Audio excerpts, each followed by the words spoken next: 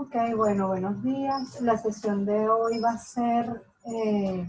a consistir en que vamos a hacer una revisión rápida de algunas características claves de las funciones notables que ustedes han estado preparando, estudiando.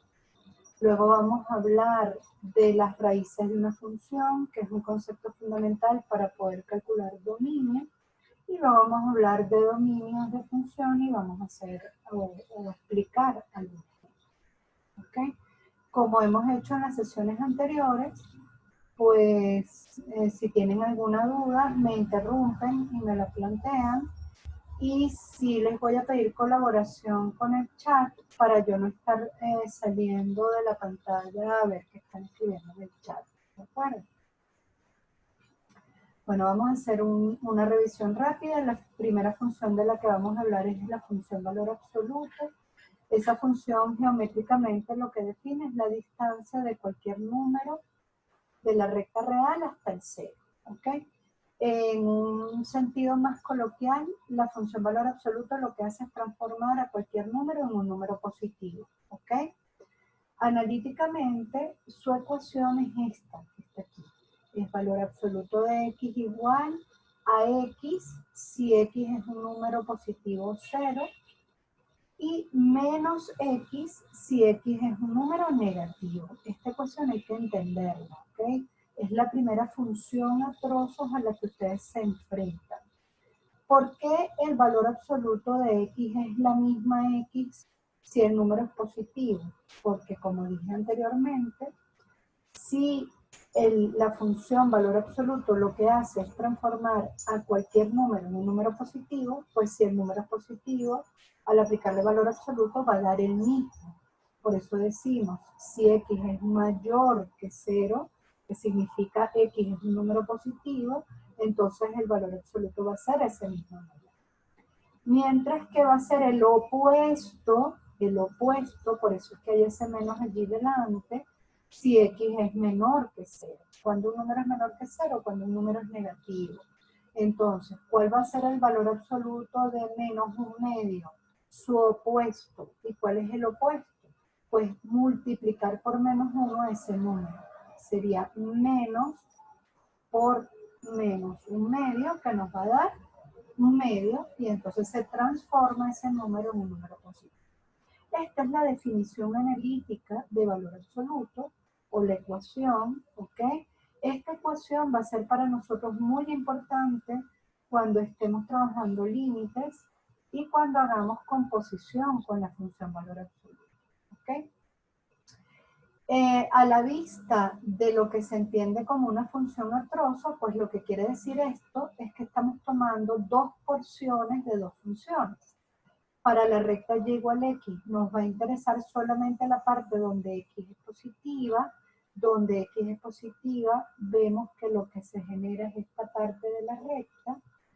Y para los valores negativos, aquí falta una x, ok, para los valores negativos, pues si x es menor que 0, lo que nos interesa es la parte de la función y igual menos x, que sería esta rama que se está dibujando en el segundo cuadrado. Si tomamos esta porción de la función y igual x y tomamos esta porción de la función y igual x, y igual menos x, perdón, y las unimos, pues formamos lo que conocemos como la función valor absoluto. ¿Okay? La función valor absoluto, aquí la vemos graficada, pues tiene esa gráfica, es como una D, ¿sí? Su dominio es todos los reales, su rango es de 0 a infinito, y la función valor absoluto tiene un montón de propiedades. De hecho, en el resumen teórico que nosotros les pusimos disponible en módulo 7, ustedes van a ver que tiene muchas más propiedades de las que yo estoy mencionando acá. Pero para el cálculo de funciones, de dominio de funciones, las tres propiedades fundamentales son estas que estamos viendo aquí. ¿Ok? Valor absoluto de x va a dar 0, significa que x vale 0, estaríamos en este punto de la gráfica. Valor absoluto de x igual a a, pues significa que x vale a, o x era menos a, que esto ya lo hemos utilizado antes cuando hemos estudiado en geometría analítica la resolución de ecuaciones. Y una tercera propiedad que es si calculamos la raíz cuadrada de un número que está al cuadrado, observemos dónde está el cuadrado dentro de la cantidad subradical, pues la simplificación de esa expresión da valor absoluto de x, o lo que algunos trabajan como ese más menos x. Aquí es muy importante hacer una aclaratoria, ¿ok? ¿Cuándo se pone ese valor absoluto o cuándo se pone eso más menos? Cuando dentro de la cantidad subradical hay una variable, ¿ok? Si yo tengo raíz cuadrada de 4, eso no es más menos 2. Raíz cuadrada de 4 es 2.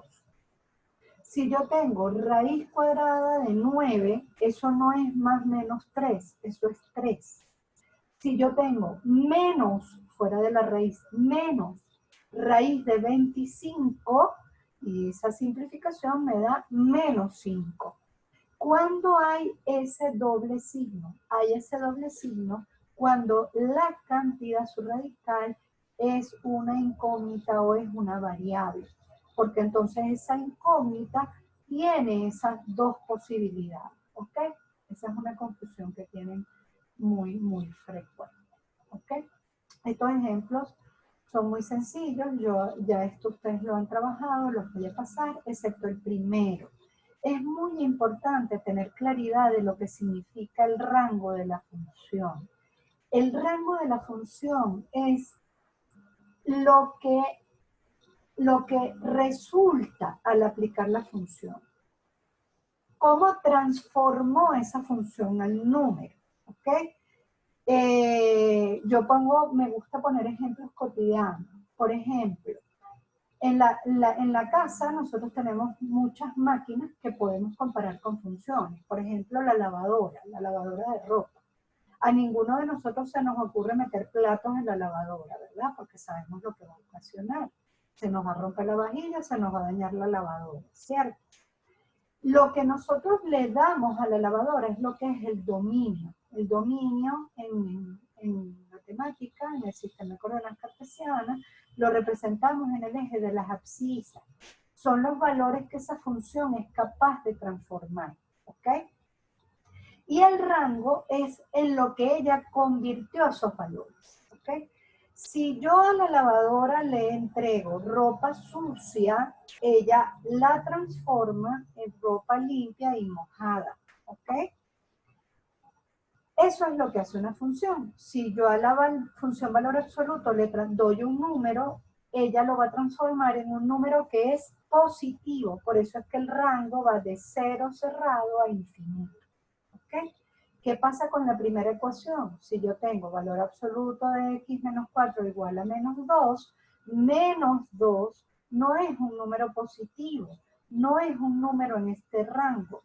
Por lo tanto, es imposible que el resultado de esta ecuación me dé menos 2. Esta ecuación no tiene solución, ¿ok? Es imposible que si yo le meto a la lavadora ropa sucia, cuando ella termina de hacer su ciclo y yo abra la lavadora, yo encuentre un pabellón criollo allí. Es imposible. Esa máquina no tiene capacidad de transformar a la ropa sucia en comida, ¿ok? Lo mismo pasa con la función. Por lo tanto, tener claridad del dominio y del rango y de qué función tiene esa ecuación que estamos estudiando o esa función que estamos estudiando es fundamental para no cometer errores. Esto ya ustedes lo trabajaron en trigonometría. Cuando ustedes les decían, resuelva la ecuación seno de alfa igual 3. ¿A qué pasaba? Mira, el rango de la función seno es de menos 1 a 1, por lo tanto es imposible que el seno dé como resultado el valor 3. ¿Ok? Entonces hay que estar muy atentos para no cometer errores en la solución de ecuaciones. ¿Hasta aquí hay alguna pregunta?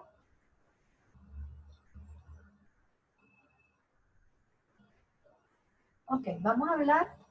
Diga. Profe, es decir que ninguna función de valor absoluto el resultado puede ser un número negativo. No. ¿O si hay la posibilidad? No hay posibilidad de que al aplicarle valor absoluto a algo te dé como resultado un número positivo. ¿Ok? Ok. Ahora, evidentemente puede haber variantes. O sea, si yo tengo, déjame ver si logro escribir. Un segundo, que esto me está dando aquí un problemita. Ya va, un segundo.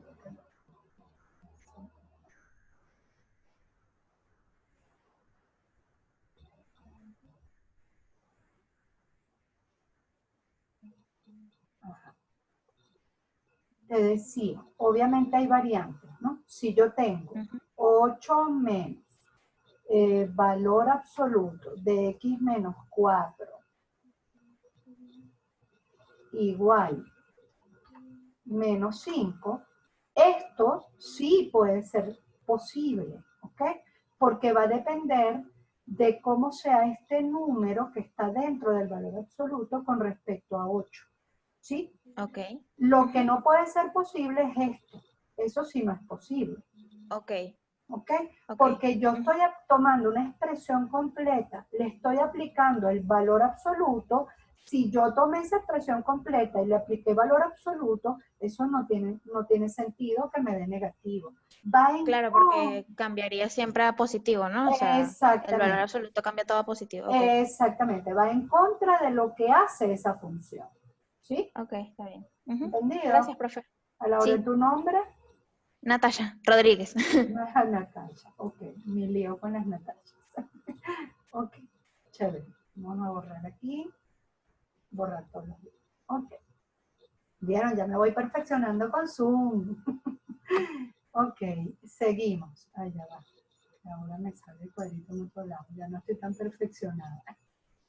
Déjame ir otra vez aquí. Ahí, exacto. Ahora sí.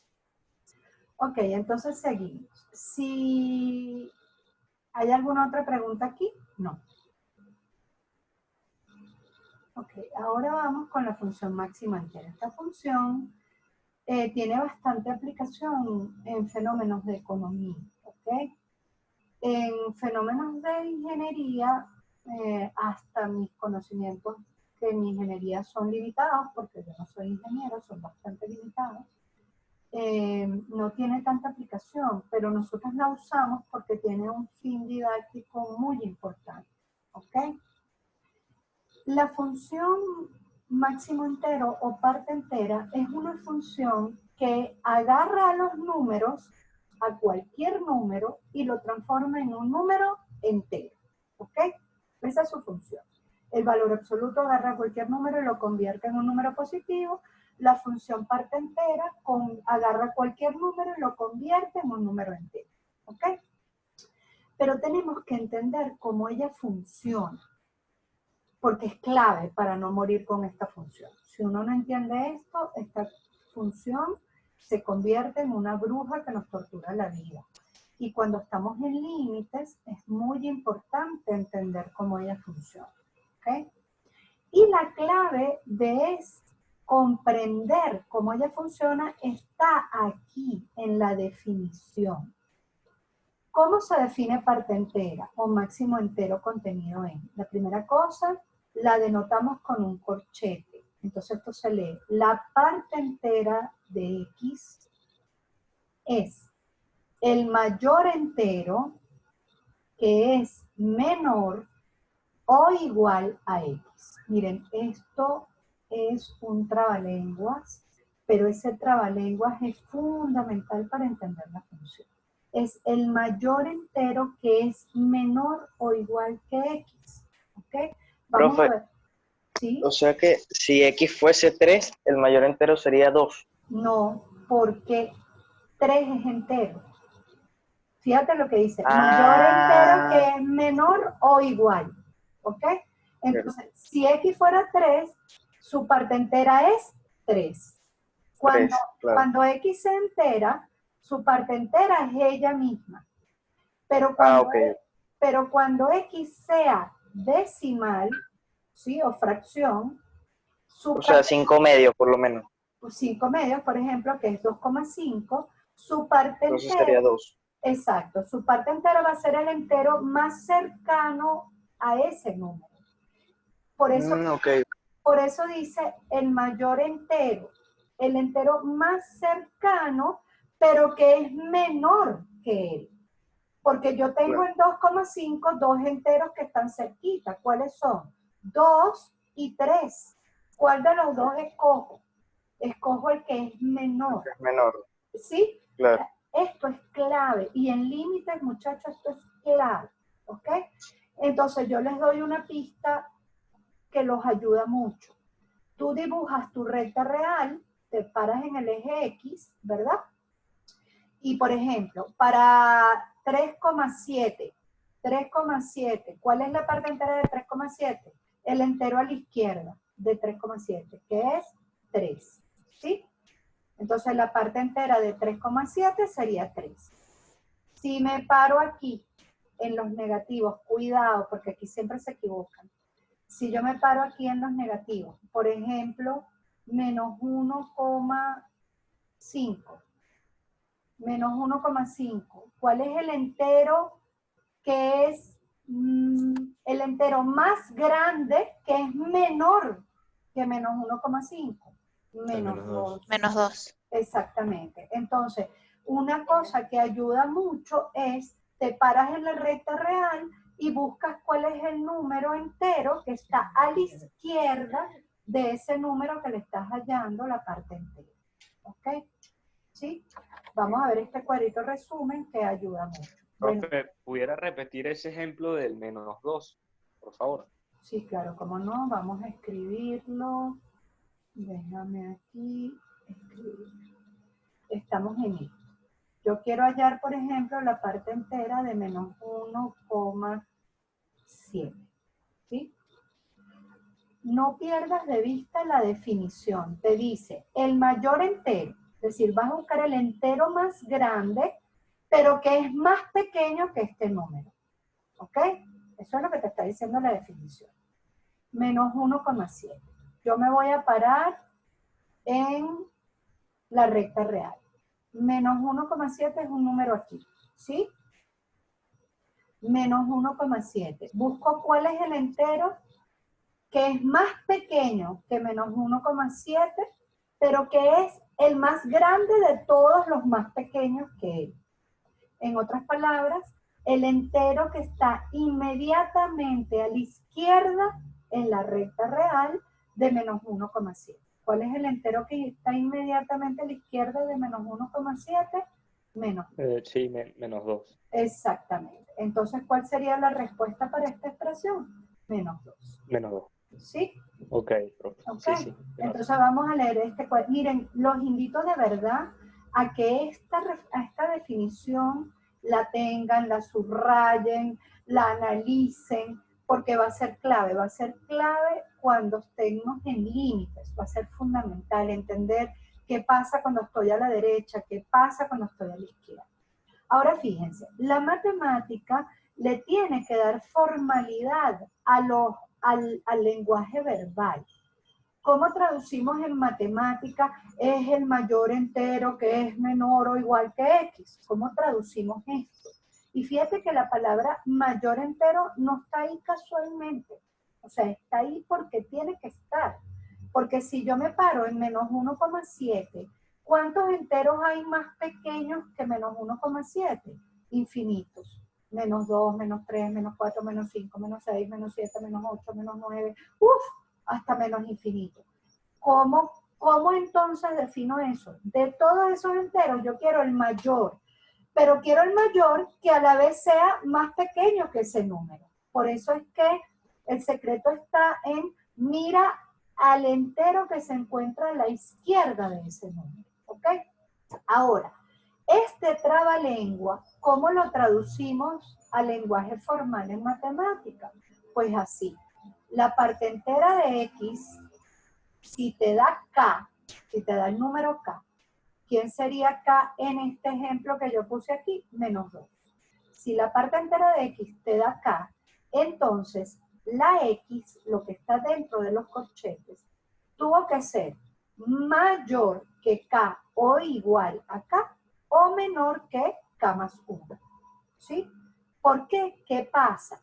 Cuando aquí adentro ese número es un entero, la parte entera da ese número. Entonces vamos a verlo en la gráfica. Fíjense en este primer segmento. Para 0, ¿cuánto vale la parte entera? 0. Para 0,1, ¿cuánto vale la parte entera? 0. Para 0,2, ¿cuánto vale la parte entera? 0. Para 0,00009, ¿cuánto vale la parte entera? 0. Pero para 1, ¿cuánto vale la parte entera? Ya no vale 0. ¿Cuánto vale? 1. 1. Por eso es que la gráfica, fíjense que aquí hay un vacío. ¿Ven ese vacío? Aquí hay un vacío. En 1, ella tiene un huequito para la recta horizontal, y igual 0, y ella da un salto para 1. Por eso decimos que la función parte entera es una función escalonada. O la llaman los matemáticos, es la función que da saltos por excelencia, ¿ok? Fíjense que para 1 la parte entera da 1, para 2 aquí hay un huequito, no me da 1 la parte entera, sino que me da 2, por eso es que este huequito que está vacío aquí se rellena para el segmento y igual 2. Estos son pedacitos de rectas horizontales, ¿lo ven? Entre 0 y 1, ¿cuánto vale la parte entera? 0. Entre 1 y 2, ¿cuánto vale la parte entera? 1, pero sin incluir a 2, porque cuando incluyo a 2, ya la parte entera vale 2. Entonces, entre 2 y 3, ¿cuánto vale la parte entera? 2, y así va. Por eso decimos, ella es una función escalonada. Son pedacitos de rectas horizontales. ¿Ok? Vamos a leer este cuadrito. Si el número X es un número entero, su parte entera es el mismo número. Si el número X es un número decimal, su parte entera es el número entero más grande que es más pequeño que X. Por ejemplo, ya esto lo vimos, no lo voy a leer, pero lo que me interesa es que registren es esto. En la recta real, la parte entera de un número es el número entero que se encuentra exactamente a su izquierda. Por ejemplo, el entero a la izquierda de menos 3,25 menos 4. La parte entera transforma a cualquier número real en un número entero. Por eso, muchachos, el dominio es todos los reales y el rango es Y pertenece a Z. Z son números enteros. Miren, ¿dónde hay gráfica? Son segmentos horizontales. Hay gráfica en Y igual menos 3, en Y igual menos 2, en Y igual menos 1, en Y igual 0, en Y igual 1, en Y igual 2, en Y igual 3. Obviamente esto sigue, ¿no? Esto va hacia el infinito y hacia el menos infinito. Por lo tanto, los números decimales no forman parte de esa función para el rango, ¿ok? Entonces nos va a pasar lo mismo que nos pasaba con el valor absoluto. Si yo quiero resolver una ecuación, con parte entera, y yo digo, parte entera de x menos 9 es igual a menos 2 quintos, esto es imposible. Porque ¿qué hace la función parte entera? Transforma a todos los números en números enteros. Entonces, esta ecuación no tiene solución. ¿Ok? Aquí sí me voy a detener en explicar los dos ejemplos. ¿Ok? Para nosotros poder resolver cualquier tipo de ecuaciones que tenga parte entera, nosotros lo que debemos hacer es utilizar esta propiedad. ¿Ok? Entonces, en esta función hay dos cosas que son claves. Una primera cosa, entender la definición, y la segunda cosa, utilizar esta propiedad. ¿Ok? Entonces, vamos a ver cómo utilizamos esa propiedad en el ejemplo que está a continuación. Vamos a ver.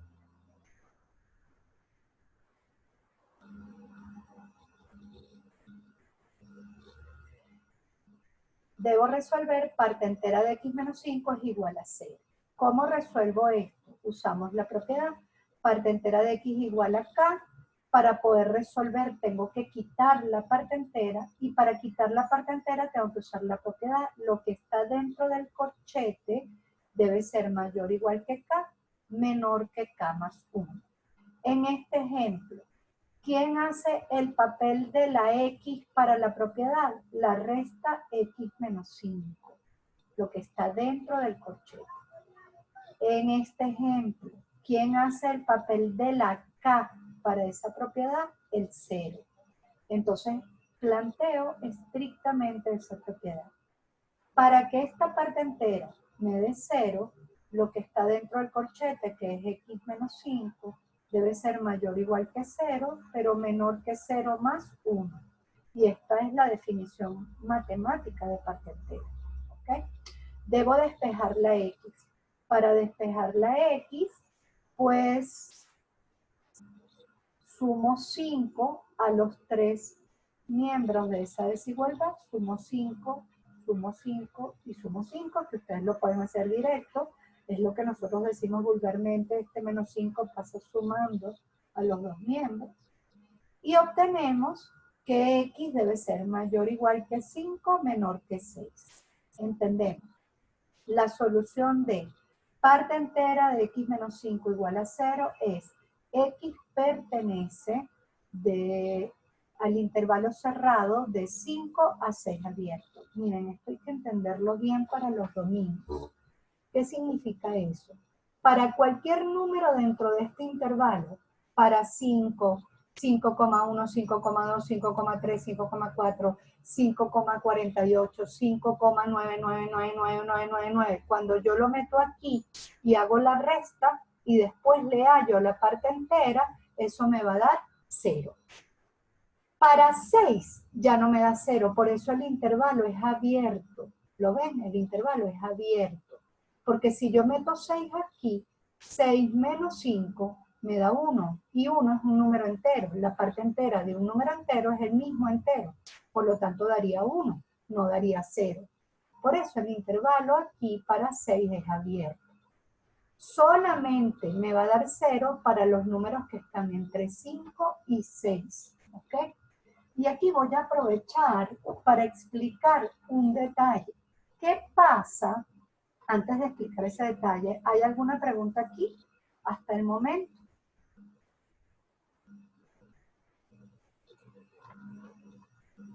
¿No hay ninguna pregunta? Profe, ¿me escucha? Sí, ¿Usted ya explicó el valor absoluto? ¿O todavía no? sí, ya lo expliqué. Ah, no, es que tenía una duda con unos ejercicios, con un ejercicio particular, entonces, Si es un ejercicio particular, entonces me lo haces o bien la pregunta por el foro o me la planteas por el ok, grupo del WhatsApp, ¿sí? Ok. ok. No, continúa. Y si hazlo para todos para que si alguna otra persona tiene la misma duda, pues esta se aclare. Se le aclare también a los demás. ¿Sí? Ok, entonces les decía, ¿qué pasa si en lugar de resolver parte entera de x menos 5 igual a 0, yo necesito resolver parte entera de x menos 5 diferente de 0? Fíjense que diferente de 0 es el complemento de igual a 0. Es lo que está afuera de ese conjunto. Les voy a poner un ejemplo cotidiano, ¿ok? Vamos a considerar el universo. El universo en un conjunto se refiere a lo que asocia a elementos de una misma categoría. Por ejemplo, en el edificio. El universo, en el edificio donde tú vives. El universo va a ser todos los apartamentos con las personas que viven allá adentro, ¿sí? Yo dentro de ese universo tengo subconjuntos. ¿Cuáles son esos subconjuntos? Por ejemplo, cada apartamento. Por ejemplo, los apartamentos que están en un mismo piso, ¿sí? Entonces yo puedo decir, las personas que viven en la casa de la profesora Lisette. Eso es un subconjunto dentro del edificio donde vive la profesora Lisette. Yo también puedo decir, las personas que viven en el edificio donde vive la profesora Lisette, pero no en su casa. Entonces sería toda la gente que vive en todos los demás apartamentos, pero no en mi casa, ¿sí? Eso es lo que estoy representando cuando digo igual a 0 o diferente de 0. ¿Cuál sería el universo? El conjunto completo de los números reales. Si yo digo igual a 0, yo estoy buscando los números para los cuales da 0. Si yo digo diferente de 0, yo estoy buscando todos los demás números donde no da 0. Estoy buscando el complemento. Por lo tanto, la solución para esta diferencia son todos los números que no estén en el conjunto de 5 cerrado a 6 abierto. ¿Y cómo veo eso? Muy fácil. Me voy a la recta real, represento al número 5 y represento al número 6. ¿Sí? Me escribí aquí 5.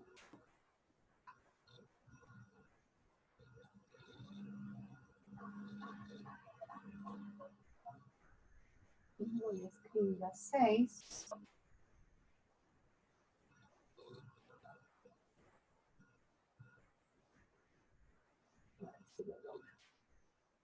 Represento aquí a 5, represento aquí a 6.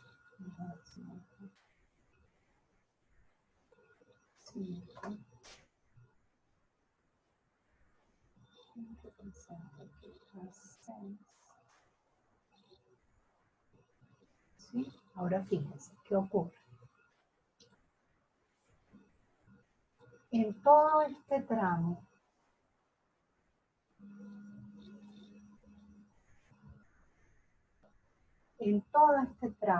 la parte entera me va a dar 0. ¿Sí? En todo ese tramo, desde 5 hasta 6, sin incluir a 6, la parte entera me va a dar 0. ¿Dónde está siendo diferente de 0 esa parte entera? Para todos los demás números de la recta real. Es decir, ¿dónde me va a dar diferente de 0 esa parte entera? En todo este tramo, obviamente no puedo agarrar a 5, porque si agarro a 5, ¿qué pasa? Me daría 0. Y luego, en todo este tramo, agarrando al señor 6. ¿Y por qué sí debo agarrar el señor 6? Porque con 6 la parte entera no da 0. Por lo tanto, la solución para la diferencia parte entera de x menos 5 distinto de 0, ¿quién sería? Pues x pertenece, la solución sería x pertenece, no me va a dejar poner el símbolo, pertenece a qué intervalo, de menos infinito hasta 5 abierto, unido con 6 cerrado hasta infinito. ¿Sí? Es todo lo que quedó fuera, de este intervalo. Y todo lo que quedó fuera de este intervalo no incluye a 5 y sí incluye a 6 y todos los números que quedaron en el resto de la recta. Nos queda 1 minuto. ¿Hay alguna pregunta sobre esta explicación? Esto es fundamental para los dominios. Entender esto es clave en los dominios. ¿Hay alguna pregunta?